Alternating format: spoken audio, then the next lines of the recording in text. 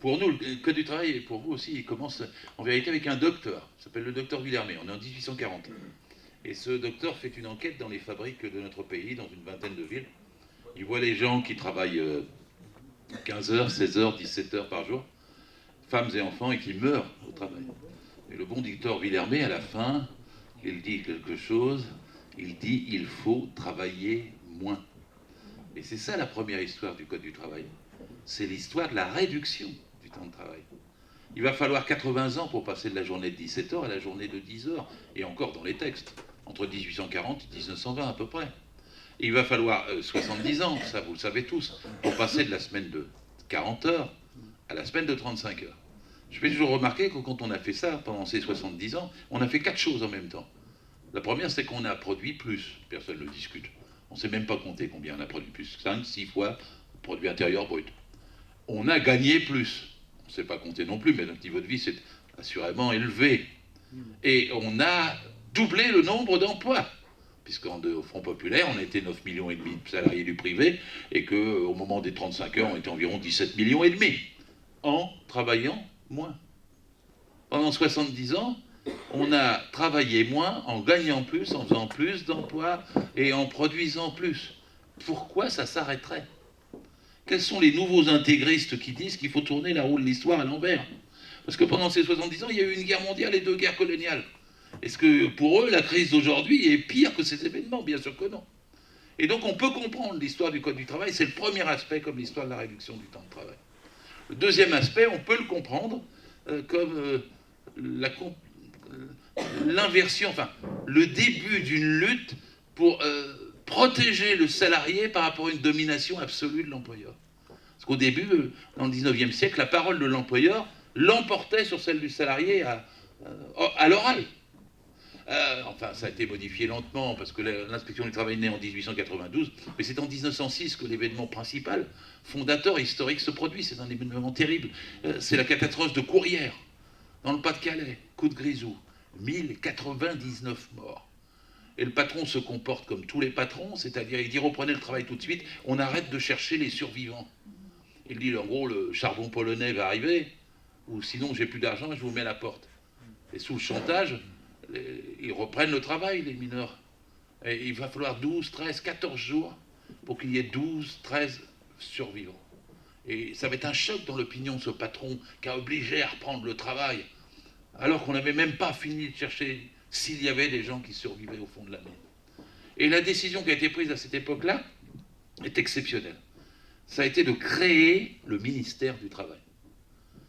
À l'origine, le ministère du Travail a été créé pour échapper aux exigences de l'économie, du ministère de l'économie.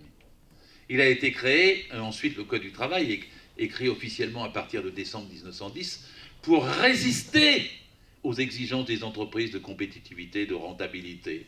Et c'est ça l'histoire. Ensuite, le Code est fait pendant un siècle, c'est l'expression des rapports de forces sociaux, et c'est les grèves de 1920, celle de 36, celle de 45, celle de 68, des négociations politiques, parce que quand je dis qu'il est fait de sourd et de sang, c'est de lutte et de larmes, mais aussi de combat, de négociation, de grève, d'occupation. C'est une construction sociale, le Code du travail.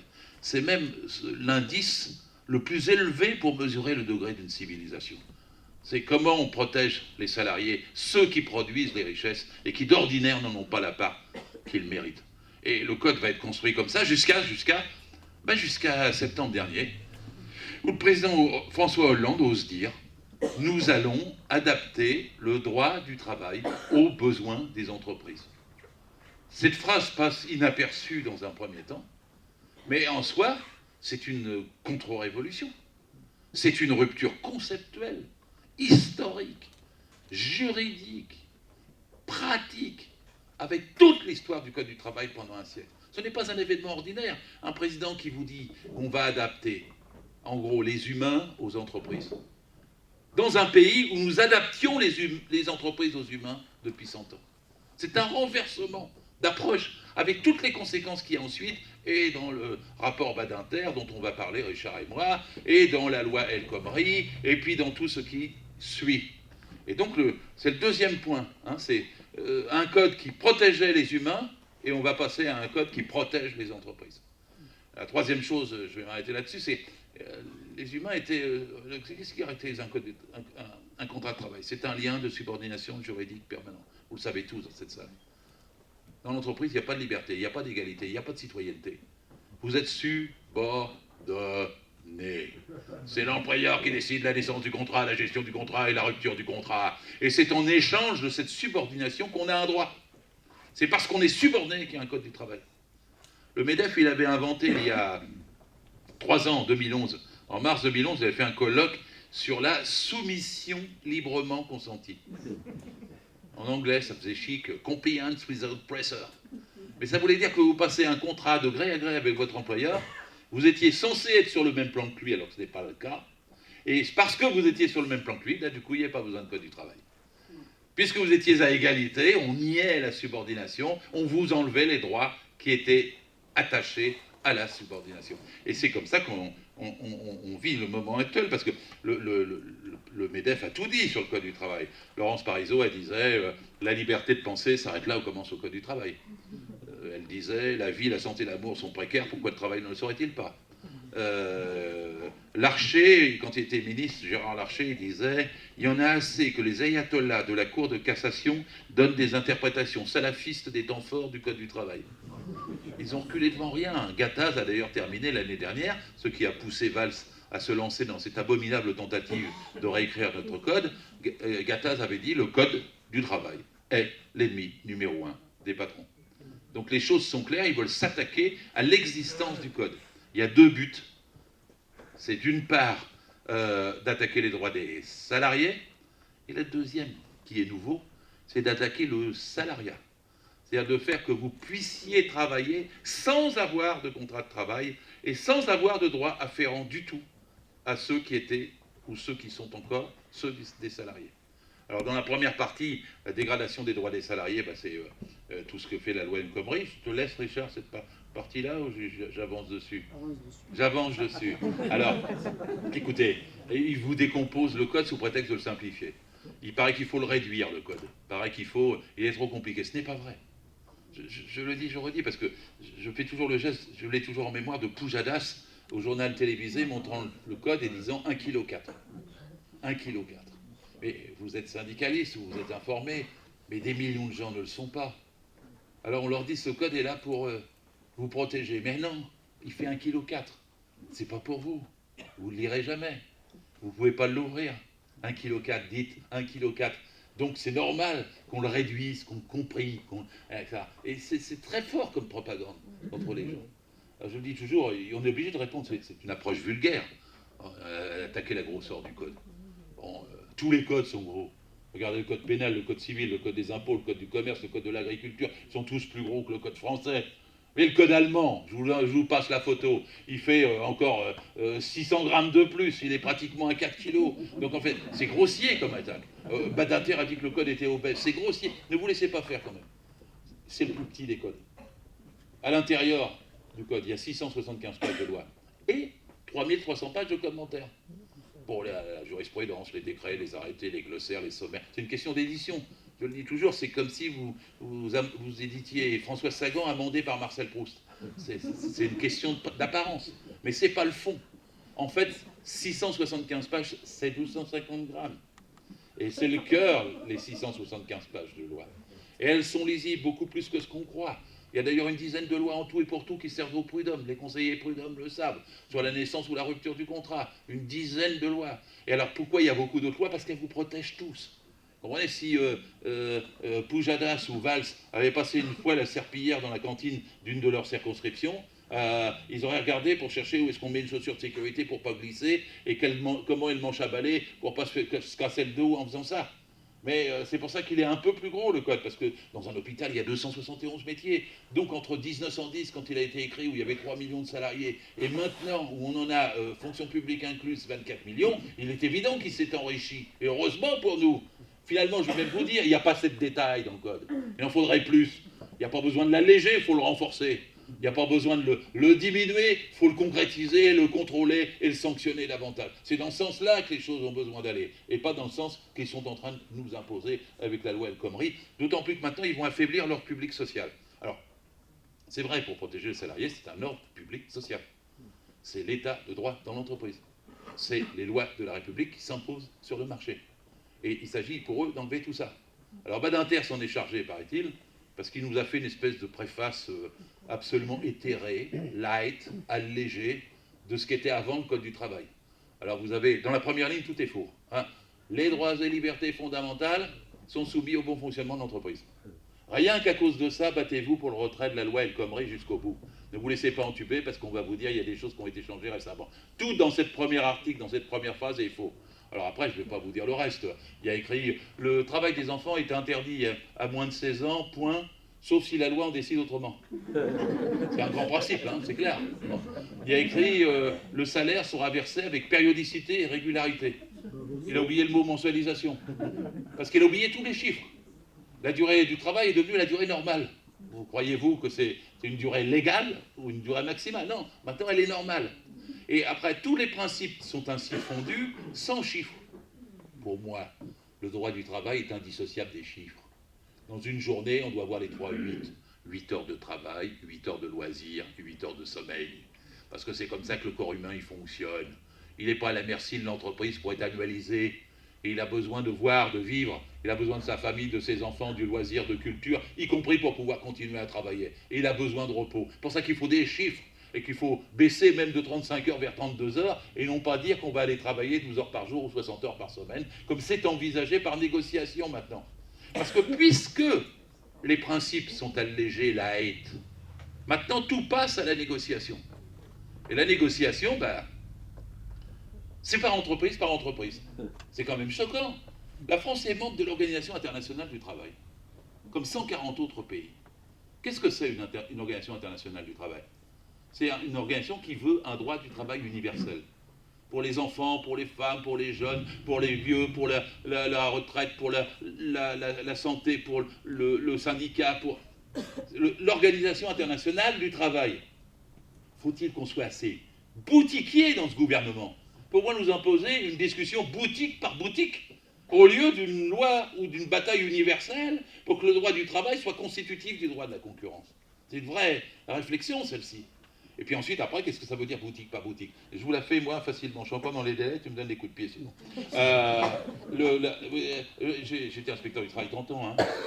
Tout corps plongé dans les entreprises reçoit une poussée égale au volume d'exploitation constaté. Je me rappelle de 3 boutiques. Une rue Saint-Martin, habillement, 45 salariés. Une rue Mellet, habillement, 35 salariés. Une Notre-Dame de Nazareth, 25 salariés. Qu'est-ce qui se passe maintenant avec les heures supplémentaires? Puisqu'elles ne sont plus d'ordre public social, l'employeur va discuter avec ses salariés pour qu'elles puissent être baissées de 25% à 10%. Et même, il y a le mot compensation. Alors finalement, à la fin du mois, vous pouvez avoir un blouson, quoi, hein, à la place d'une majoration des heures, puisque ce n'est pas le même sens. Alors prenons la boîte de 45. Je le connais, je l'ai en mémoire, je l'ai visité, je sais. C'était un patron de combat, il faisait marcher tout le monde à la schlag. Il y avait encore des bureaux au-dessus des machines à coudre et une contre-maîtresse sur le bureau surélevé pour surveiller tout le monde. Je l'ai dans l'œil. Le gars, c'est facile, il ne va pas s'embêter avec ses salariés. Il va dire, hop, tout le monde, on ne peut plus payer 25%, c'est 10%. Il y a quelqu'un qui est contre? Et ça va être fini, la négociation et la décision.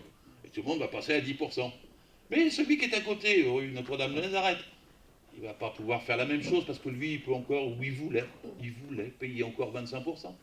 Mais le banquier va se charger du problème. Il va venir le voir et dire, mais votre marge n'est plus très élevée, monsieur. Or, moi, dans votre branche, je sais des gens qui ont des marges plus élevées. Et moi, banquier, je suis intéressé par les marges plus élevées. Donc le ratio que vous avez entre le nombre de salariés et ce que vous dégagez comme profit n'est pas très important. Et je ne vais plus vous aider à votre prochaine difficulté de trésorerie si vous n'améliorez pas ça. Le petit patron de 35, il va comprendre, il va à son tour passer à 10%. Quant au patron de 25 de la 3e entreprise, il va donner un blouson directement. Parce qu'il va avoir compris ce que c'est le dumping social à l'intérieur d'une même branche, dans un même arrondissement de Paris, et dans la même orientation. Ils vont faire tous pareil vers le bas. Donc dès que vous avez une négociation entreprise par entreprise, c'est comme ça que ça va se passer. Vous ne serez plus protégé par la branche, puisque la hiérarchie des sources de droit sera renversée. Avant, c'était la loi qui encadrait la branche encadrait l'entreprise. Maintenant, l'entreprise déroge à la branche, qui déroge à la loi. Donc vous ne voyez pas encore, vous croyez que vous avez encore un ordre public social? C'est comme le café le sucre dans votre tasse de café. Quand il y a un tout petit fond de café, vous mettez le sucre. Vous voyez encore que les arêtes sont blanches au-dessus, mais il est en train de fondre par le bas et de s'effriter. Ben, c'est ce qui va se passer entreprise par entreprise, qui va détruire le droit petit à petit de tous ceux que nous avons acquis depuis plusieurs décennies. Et ça va mettre très peu de temps, parce qu'en quelques mois ou quelques années, les choses vont dégringoler de cette façon-là pour tout le monde. Et ce que je viens de vous dire pour les heures supplémentaires, vous l'avez compris dans la presse, par exemple pour les jours de congé. Avant, vous aviez 3 jours de congé pour un décès, et bien là, maintenant, l'ordre public social Badinter vous dit, il y a un congé. La négociation, le patron va vous dire, bah, tu prends ton après-midi. Et ils envisagent quand même, parce que le code va être écrit sur une période de 2 ans jusqu'en 2018, interrogez-vous sur qui tiendra la plume à ce moment-là, eh bien, le code réécrit en 2 ans finira avec des lois dites supplétives, genre loi voiture-balai, pour compléter ce que la négociation n'aura pas comblé. Plus d'ordre public social, négociation volontaire du patron. Quand le patron n'a pas fait ou n'a pas dit, alors la loi supplétive dira, bon, bah, 1 journée ou 2 journées. On saura parce que ça va être écrit dans les 2 années à venir. Est-ce que je peux vous le faire pour une autre chose, si je vais vous le faire pour un autre exemple? Il est possible maintenant, dans ce pays, que l'employeur décide dans l'entreprise, en négociant avec vous, que la semaine ne commence plus le lundi. Il décide du jour où commence la semaine. Vous croyez naïvement que ça commence le lundi, une semaine. Et bien maintenant, le BHV Paris a proposé aux organisations syndicales que ça commence le mercredi, parce qu'il calcule 1, 2, 3, 4, 5, le dimanche est le 5e jour, il n'est plus le 7e, il n'a plus besoin d'être majoré, et le jour de repos complémentaire, qui est le compensateur qui était affilié au dimanche, comme il n'est pas prévu dans la loi qu'ils doivent être payés, il n'est plus payé non plus. Franchement, je l'ai le texte du BHV, à toutes les organisations syndicales, il le prévoit comme ça. Et il n'y a pas de raison que ça ne s'étende pas à 1, 2, 3, 4, 5, 6, 7. Alors, Valls a cru, a posé la dernière fois des corrections. Alors il a dit, attendez, ça ne va pas se passer tout à fait comme ça dans les entreprises, j'ai entendu les manifestants, ça peut se faire avec un mandaté, ou ça peut se faire avec une décision collective. Qu'est-ce que c'est un mandaté? Moi je sais, comme inspecteur du travail, j'en ai vu des mandatés au moment des 35 heures et tout ça. C'était le neveu du patron, ou c'était le comptable. Je suis rentré dans une boîte, un jour je demandais les syndicalistes, personne n'était capable de me l'indiquer, mais pourtant il était sur le nom de la feuille, c'était le comptable. Quand je disais au comptable, mais c'est vous qui êtes CFTC? Il me dit, oh non, bah, pourtant j'ai votre nom sur le papier. Oui, c'est ce que le patron m'a fait faire l'année dernière, mais oui, je suis allé voir la CFTC, et bien sûr j'ai signé le papier. C'était la condition pour qu'on ait des sous pour les 35 heures. Et donc le mandaté, comme ce n'est pas un syndicaliste ou un produit de l'organisation syndicale ou de son action, il est mandaté par les patrons. Donc c'est pas ça qui va empêcher la négociation telle que je viens de vous la décrire. Quant à la deuxième chose, c'est très facile, prévu par Valls, c'est la décision collective. Moi je vous la fais, la décision collective, c'est la meute. Hop, tout le monde dans la salle de réunion. Il y a une objection? Ben, c'est fini, on a négocié, on a décidé collectivement. Et comme il n'y a pas de normes, alors non, si, il y a des normes. C'est pour le référendum. Alors le référendum, c'est extraordinaire parce que vous l'avez eu avec Sparte, Daimler, en Bach, en Moselle. Le patron décide, alors qu'ils sont prospères, simplement pour des raisons politiques, d'exiger que ses salariés travaillent 39 heures payés 37 au lieu de 35. Il refuse a priori, il fait un référendum, c'était illégal. Et il le fait quand même. Il obtient 56% des voix avec les cadres, mais 62% des ouvriers sont contre. Les organisations syndicales, CGT et CFDT, la métallurgie de la CFDT s'opposant à tout cela, refusent de signer. Ils sont majoritaires. Je signale toujours dans cette salle, vous le savez, mais il faut le dire en dehors, c'est que quand un syndicat est majoritaire, il le mérite. Parce que dans les élections professionnelles, il y a un quorum. Ce n'est pas comme dans les élections législatives de dimanche dernier, où il y avait 20% de votants. Avec 20% de votants, le syndicat n'est pas majoritaire. Donc il faut qu'il atteigne le quorum pour pouvoir l'être. Donc c'est une vraie élection, une vraie représentativité. Alors là, ce que permet la loi El Khomri, c'est qu'après qu'il y ait eu ces élections, le syndicat qui fait 30% peut s'entendre avec le patron contre les syndicats qui font 50% pour remettre en cause ce qu'ils ont signé ou ce qu'ils ne veulent pas signer. Et là, le référendum se tient à l'initiative du patron, et bien sûr, vous n'avez pas de quorum. C'est-à-dire que vous avez la plus belle arnaque antidémocratique que vous pouvez rêver. Et évidemment, c'est le pistolet sur la tempe. Et d'ailleurs, à Smart, le patron, comme il n'y avait pas une volonté des syndicats majoritaires de signer, il a convoqué chaque individu dans l'entreprise et il a fait signer un nouveau contrat individuel en exigeant qu'il fasse 39 heures payées 37, sinon dehors, et 90% des salariés l'ont fait. Or, c'est prévu aussi dans la loi El Khomri. Le patron peut faire signer le contrat individuellement avec un forfait.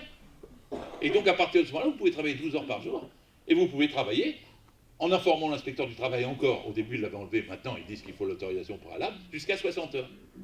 Mais soit dit entre nous, s'il y a du travail pour 12 heures par jour, et s'il y a du travail pour 60 heures par semaine, pourquoi il y a des chômeurs? Ça colle pas. Alors on dit, ben non, pour lutter contre le chômage, on va faciliter les licenciements. Mais à quoi ça sert de faciliter les licenciements? À faciliter les licenciements. À rien d'autre. Donc depuis qu'il facilite les licenciements d'ailleurs, et depuis juin 2012, on a 1 300 000 chômeurs de plus. Ils n'embauchent pas parce qu'ils licencient. Non, ce sur quoi ils sont partis, et ça je vais te le laisser Richard faire, c'est sur le tri à l'embauche. On va vous expliquer quelles sont les nouveautés pour le tri à l'embauche qui vont s'ajouter à la facilité pour la débauche. Alors cela dit, Gérard... Ah ouais, voilà, ça, il est bon. Ah, ça t'avait dit.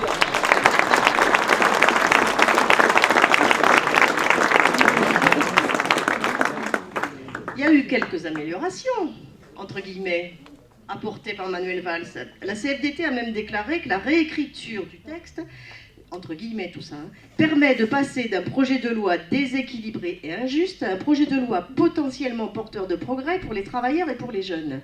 Alors... Vous avez remarqué comment il était mauvais acteur, Laurent Berger, devant la sortie de Matignon, quand il disait ça. Il ne pouvait pas y croire. Il ne pouvait pas y croire. Attendez, il est question maintenant, quand il y a un licenciement, qu'il y a un juge qui puisse être nommé pour voir si la multinationale dans laquelle on licencie a triché. Qui va croire qu'un juge va faire ça? Quels moyens aura-t-il? Mais surtout, ça n'empêchera pas. Les salariés sont déjà licenciés. Donc ça ne changera rien. Ils seront ni réintégrés, ni indemnisés. Et en plus, si vous voulez savoir comment les multinationales fonctionnent, je vais vous le dire, moi. LuxLeaks. 3400 milliards de blanchis en 30 ans au Luxembourg par 340 multinationales, dont 58 françaises. Et les 58 françaises, c'est la commission d'enquête sur la fraude fiscale qui le dit, nous piquent ainsi, blanchissent ainsi au Luxembourg 100 milliards par an. Avec 100 milliards, vous savez, il n'y a plus de problème pour la Sécu, pour tout ça. Vous n'avez plus de problème. Même vous pouvez continuer à rembourser une dette que vous n'avez pas forcément besoin de rembourser. Il n'y a plus de problème. Et il y avait une solution. Le 17 décembre dernier, le groupe, même socialiste, avait voté pour qu'il y ait une transparence de toute la politique des multinationales en France. Et le responsable du budget, Christian Eckert, est arrivé à 2h du matin pour interrompre le vote et le remettre en cause. Il suffisait à l'époque de continuer le vote et on savait tout ce que les multinationales faisaient et le juge, s'il était nommé, avait plus de facilité pour contrôler. Alors ils ont dit oui, non, Valls, il a dit, je réponds à ta question, il a dit on va faire une garantie jeune. Alors personne ne savait bien ce qu'était la garantie jeune jusque-là, mais vous avez peut-être découvert qu'elle était de 460 € et qu'elle était attribuée au moins 50 000 jeunes. Ça reste à prouver, à surveiller, parce que vous savez, quand les gens sont tout seuls face à des mesures individuelles, ils ne vont pas les chercher. Et alors on dit, bon, oui, on va l'augmenter, mais c'était déjà dit avant. Il était prévu de l'étendre. À la télé, on vous a bluffé, on a mis le chiffre de 900 000. Mais si c'était 900 000 concernés, il faudrait payer 4 ou 5 milliards. Il faudrait faire un collectif budgétaire tout de suite. Vous les avez vus envisager un collectif budgétaire et envisager... Non, ils ont dit le lendemain matin, c'est 450 millions. Donc on peut peut-être imaginer que 10 000 ou 20 000 jeunes de plus sur les 900 000 l'obtiennent en vérifiant que les 50 premiers 1000 l'ont déjà obtenu. Mais on se fout du monde dans cette histoire. Pour 460 €, même pas le SMIC-RAC. Hein. Et simplement pour les jeunes qui sont total. Ah, il n'y a pas que ça. Ils ont dit oui, pour les jeunes qui sont sans diplôme, on va leur donner 400 heures de formation au lieu de 150. Vous comprenez bien, maintenant c'est ce qu'on appelle le nouveau compte personnel de formation. Avant, vous aviez 120 heures sur 6 ans, maintenant vous avez 150 heures sur 43 ans. Mais vous pouvez maintenant, si vous n'avez pas de diplôme, passer à 400. Je vous signale que c'est en dessous du BEPC et en dessous du CAP, ce sont des mômes qui sont en totale rupture, cassure, etc. Même les spécialistes vous diront qu'à moins de 1000 heures, vous ne pouvez pas rattraper la formation initiale qui manque, et qu'en plus c'est très difficile pour les y faire venir et les faire suivre ce cursus pour qu'ils puissent réémerger. Donc en vérité, il ne risque pas grand-chose avec cette promesse-là non plus qu'avec les autres. Alors après, qu'est-ce qui reste? Je vais vous dire s'il y a une avancée. Il y en a une. Bah oui. Il avait voulu que les apprentis travaillent 40 heures et il les ramène à 35 heures. Il voulait qu'ils travaillent 10 heures par jour et finalement ils resteront à 8 heures. Mais je vous fais remarquer quand même qu'il faut être culotté pour avoir osé dans un texte envisager que les apprentis, l'apprentissage commençant à 14 ans, puissent travailler jusqu'à 40 heures ou jusqu'à 10 heures par jour. L'apprentissage à 14 ans, c'est Villepin qui l'a mis. On s'était élevé contre tous. 16 ans c'était. Et moi je suis pour qu'aucun môme ne travaille en dessous de 16 ans. Aucun. On me dit, oui, mais ils s'embêtent à l'école. Bon, on a qu'à rendre l'école intéressante pour eux. Bien sûr. Mais pas les faire travailler à 14 ans. Voilà. La chose suivante, c'est qu'ils travaillent à 15 ans, de nuit ou de dimanche. Et vous savez quelque chose, c'est que le 1er mai dernier, il y a un décret Rebsamen, il est passé presque inaperçu, il est peu connu, qui facilite le travail des enfants aux machines dangereuses ou en hauteur. Parce qu'avant, c'était soumis à des autorisations préalables de l'inspecteur du travail. Ils ont enlevé l'autorisation préalable. Au mois de mars dernier, on a eu un môme près de Rennes, il est monté sur une échelle. Avant, c'était interdit. Ni échelle, ni escabeau, ni marchepied. Le patronat disait, oh ben, on ne les prend pas. Ils les ont pris, le môme, il s'est tué parce qu'il est monté sur l'échelle et est tombé sur la trémie qui était en dessous, il s'est tué. En novembre, à Mulhouse, 2011, il y a eu un môme, ils l'ont mis à nettoyer le pétrin d'une boulangerie. Le pétrin s'est remis en route, le gamin a été broyé. Je suis contre qu'on reprenne le travail des enfants et qu'on revienne au temps du docteur Villermé. Et pourtant, quand on ne met plus de limite comme Badinter à 16 ans, ça peut être en dessous, et quand on ne fait plus de protection préalable préventive contre les risques de sécurité ou les risques des chutes, voilà à ce à quoi on va arriver. Donc je prends toutes les choses, le travail des enfants, l'apprentissage, etc. Et puis qu'est-ce qu'il nous a dit d'autre après, Manuel Valls? Tu sais ce qu'il nous a promis? Les barèmes. Parce que les gens qui cherchent, qu'est-ce qu'on vous a dit sur toutes les télés? Les barèmes. Les barèmes. Alors le barème, c'est extraordinaire. Parce que le barème, avant, il n'y en avait pas. Le juge appréciait, ce qui est normal. Alors, vous savez qu'on n'est pas un pays qui plaide beaucoup. On est le 7e pays européen à plaider en matière de droit du travail. Le 7e en Europe. Le 7e. Deuxièmement, il y a en gros 180 000 plaintes par an. C'est bien en dessous de ce qu'il devrait y avoir. Parce qu'il y a probablement 300, 400, 500 000 salariés qui ont des raisons de se plaindre parce qu'ils ont été virés malproprement. Mais ils n'osent pas, ils ne savent pas, ils n'ont pas la connaissance, ils n'ont pas le savoir. Le code du travail est celui qui est le moins enseigné, qui est le plus dénigré, qui est le plus fraudé. Donc ils sont victimes, ils ne savent pas. Moi je voyais quand j'étais inspecteur du travail, je disais ça c'est pas de ma compétence monsieur, madame, disais-je en ma permanence. Vous devez aller voir au prud'homme. Et quand je parlais prud'homme, je voyais le blanc dans les yeux des gens. Parce que même le mot prud'homme, ils ne savaient pas ce que ça voulait dire. Puis après ils me disaient mais comment je fais? Parce qu'ils ne savaient pas comment faire. Je disais il faut aller voir un syndicat. Regardez, effrayé, lequel? Et tout était comme ça. Et donc, en vérité, pour arriver à accéder à se défendre, il faudrait renforcer la connaissance, la force. Ce n'est pas du tout ce qui est fait. Ça va dans le sens inverse. Les prud'hommes sont petit à petit affaiblis. Et petit à petit, ils visent à ce qu'il y ait des arbitrages, comme il y a pu y avoir en Grande-Bretagne, parce qu'on nous taftaïse derrière ça. On nous prépare l'accord avec les États-Unis sur le terrain du droit civil qui est celui des États-Unis, et pas le type de droit que nous avons depuis des décennies. Et donc, sur le plan des barèmes, il disait, alors maintenant, on va mettre un plafond. On est dans un pays qui, il y a 4 ou 5 ans, où il y a eu des battages, vous savez, sécuritaires, pour que les délinquants ordinaires aient un plancher. Vous vous rappelez, une peine plancher, de peur que les juges soient indulgents. Et bien voilà maintenant qu'ils mettent une peine plafond contre les délinquants patronaux, de peur que les juges soient trop sévères. C'est l'inégalité inscrite. Et quand les gens ont 10 ans, 15 ans, 20 ans de dol, qu'est-ce qu'on fait? Vous connaissez l'histoire de la lingère de Chamonix? Parce qu'elle est l'origine de tout ça, cette brave femme. C'était une lingère, elle a commencé dans le grand hôtel de Chamonix à 15 ans. Elle a travaillé jusqu'à 65 ans. Elle ne savait pas lire, elle ne savait pas ses droits. Elle dormait dans la chambre de bonne de l'hôtel. Et évidemment, elle commençait à 6h du matin, elle finissait à 20h. Elle a fait ça toute sa vie. Et évidemment, elle travaillait pour le grand-père, puis pour le père, puis pour le fils. Et elle arrivait, le fils, il a dit dehors, dégage de la chambre de bonne. Ils sont toujours ingrats. Et il y a quelqu'un qui s'est occupé de cette femme. Et qui a fait la prise en considération, il a fait un dossier. Et il a su reconstituer les 30 ans pour une prescription exceptionnelle, pour un dol exceptionnel. Avec des témoignages, les congés qu'elle n'avait pas pris et tout. Et je crois qu'elle avait eu quelque chose comme 371 000 euros de réparation pour sa vie d'esclavage. Et c'est alors que Mme Parisot avait dit « Les prud'hommes, ça insécurise les employeurs. »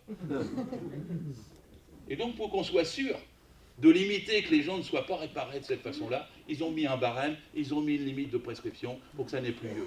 Bon voilà, après, de toute façon, s'ils avaient maintenu un barème impératif, le Conseil constitutionnel l'aurait probablement cassé une troisième fois. Donc avec un barème indicatif, ils essaient de contourner la difficulté qu'ils ont déjà, sur laquelle ils se sont déjà heurtés 2 fois. Après, et pourtant, le MEDEF et la droite disent que depuis les modifications, le texte a été vidé de son sens. Alors, pourquoi cette posture? comédiante, tragédiante. En vérité, vous avez vu le Canard enchaîné, il nous a rendu un service. Ils disent qu'après avoir dit non, non, mais le gâtage la veille, il a fait une circulaire à Fédération MEDEF en disant ne prenez pas trop au sérieux ce que j'ai dit hier, ce n'est pas si terrible que ça. Et donc ils jouent le rôle de repoussoir, sachant que s'ils l'approuvent, ils engagent tout le monde à lutter davantage. Donc il y a une partie évidemment d'hypocrisie et de positionnement, comment on dit, communicant dans cette histoire-là. En vérité, toute cette loi est pour le MEDEF. D'ailleurs, franchement, qui demandait une loi pour réécrire le Code du travail? Il y avait une demande dans le pays, quelque part? Il y a eu des manifestations en disant réécrivez le Code du travail? Bon, la seule qui a envisagé de réécrire la loi El Khomri, je crois qu'elle a réuni 700 personnes à Paris et 200 à Marseille. C'était le samedi 12 mars dernier. Mais vous avez eu un mouvement, un besoin? Et puis je vais vous dire, à propos du Code du travail, tout le monde a une mémoire de poisson rouge. Parce qu'il a déjà été réécrit, entre 2004 et 2008, par une ordonnance de décembre 2004. Ils ont enlevé 1,5 million de signes, 10% du texte, 500 lois. Ils ont enlevé un livre sur 9.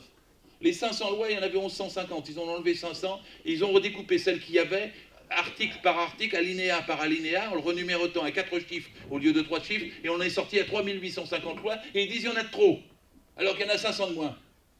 Il y a une façon de traiter, de mépriser. Ah, qu'est-ce que vous voulez, c'est 1,4 kg? C'est pas pour vous. Vous n'allez pas aller compter les lois. Donc si on vous dit 1,4 kg, vous allez croire qu'il est trop gros. Si on vous dit il y a trop de lois, vous allez le croire, parce que Bayrou va vous jeter le code comme il a fait à des paroles et des actes. 3900 pages, c'est ça qui empêche de travailler dans notre pays. Il mentait, hein, je l'ai dit, 675 pages. Puis après il montrait le code du travail suisse, il disait, il est tout petit, regardez, c'est pour ça qu'il n'y a pas de chômage en Suisse. Il mentait encore, il n'y a pas de code du travail en Suisse. Et ce qu'il montrait, c'était un traité sur la paix au travail d'après-guerre entre les cantons, et après, dans les cantons, c'est du droit civil. Donc c'était un double, triple, quadruple mensonge. Comme quand ils nous disent aux États-Unis, la procédure est facilitée. Et là, je vais presque terminer, j'ai mon temps, hein. Je regarde. Mais vous savez, aux États-Unis, comment on licencie? J'ai vu un film qui s'appelle In the Air. Je recommande à tout le monde avec George Clooney, un grand acteur, un grand film. Le gars, il est licencieur dans le film, tout le temps dans l'avion. Puis quand il atterrit, il est licencié. Ça prend 2 minutes. On vous convoque, on vous donne un petit carton avec vos dernières petites affaires, on met 2 gardes du corps autour pour que vous sortiez de l'entreprise sans pouvoir parler à vos collègues. Et quand vous êtes dehors, la procédure est finie, il n'y en a pas d'autre, vous êtes viré. Brutal, hein, quand même. Obama dit que chaque année aux États-Unis, il y a 24 000 meurtres. Une société extrêmement pauvre. Mais dans les 24 000 meurtres, il y a 200 patrons qui se font tuer. Boum, tu m'as mal licencié. Je le dis aux patrons français de temps en temps. Êtes-vous sûr de vouloir renoncer au prud'homme? Vous croyez que la procédure des prud'hommes n'est pas meilleure? Je crois qu'on peut remercier Gérard Philippe.